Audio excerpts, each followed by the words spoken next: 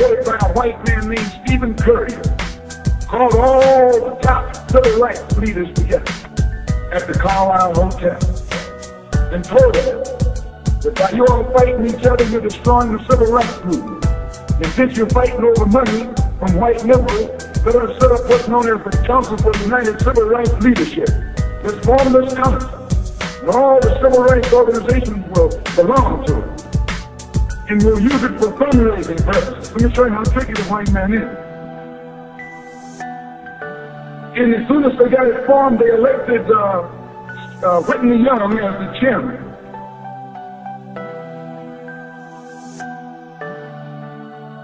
And who you think became the co-chairman? Stephen Curry, the white man. A millionaire. Howell was talking about it down at the Cobo today. This is what he was talking about. Howell knows it happened. Randolph knows it happened. Wilkins knows it happened. King knows it happened. Every one of that so-called Big Six, they know what happened. Once they formed it, with the white man over it, he promised them and gave them $800,000 to split up between the Big Six. And told them that after the march was over, they'd give them $700,000 more. $1.5 million split up between the leaders that you've been following. Going to jail for, crying crocodile tears for, and there's nothing but Frank James and Jesse James and over to them top public relations experts. Open the news media across the country at their disposal. And then they begin to project these Big Six as the leaders of the march. Originally, they weren't even in the march. You were hoping the march was on Lenox Avenue, and I'm on what's called Fillmore Street, and Central Avenue, and 42nd Street, and 63rd Street. That's where the march talk was being taught. But the white men put the Big Six ahead of it, made them the march. They became the march. They took it over. And the first move they made after they took it over, they invited Walter Reuther, a white man. They invited a priest, a rabbi, and an old white preacher. Yeah, the old white preacher. The same white element that put Kennedy in power. Labor, the Catholics, the Jews, and liberal Protestants. Same clique that put Kennedy in power joined the March on Washington. It's just like when you got some coffee that's too black, which means it's too strong. What you do, you integrate it with cream.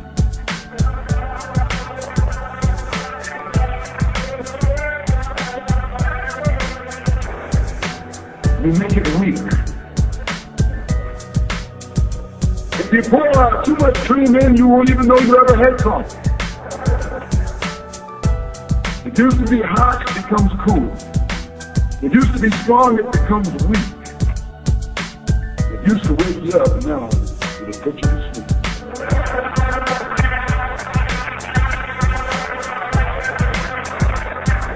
This is what they did with the March on Washington. They joined it. They didn't integrate it, they didn't feel sorry.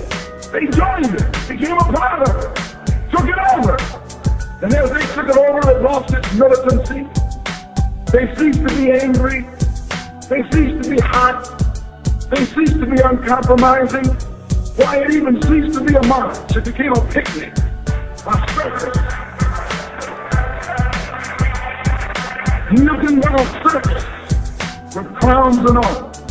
We had one right here in Detroit. I saw it on television. With clowns leading, white clowns and black clowns. I know you don't like what I'm saying, but I'm going to tell you anyway.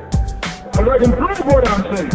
If you think I'm telling you wrong, you bring me Martin Luther King and A. Philip Randolph and James Farmer and those other three. And see if they'll deny it over a microphone. No, it was a sellout. It was a takeover. When James Baldwin came in from Paris, they wouldn't let him talk. Because they couldn't make him go by the script. Fred Lancaster let the speech that Baldwin was supposed to make. They wouldn't let Baldwin get up there. Because they know Baldwin was liable to say anything. Why can't solve the nation's central problem by himself? There are lots of people, lots of black people I know now, who don't go to church no more, who don't listen to Martin, you know. And anyway, are themselves produced by civilization, who's always glorified violence, unless a Negro has a gun. They controlled it so tight, to tell those Negroes what time to hit town, how to come, where to stop, what sign to carry, what streets they could make and what streets they couldn't make, and then told them to get out of town by sundown.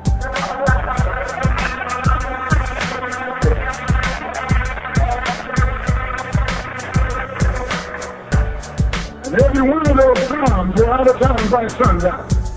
Now, I know you don't like my saying this, but I can back it up. It was a circus, a performance that beat anything Hollywood could ever do. The performance of the year. Luther and those other three devils should get an Academy Award for the best actors, because they acted like they really loved Negro and fooled a whole lot of Negroes. And the 6 Negro leaders should get an award too for the best supporting cast.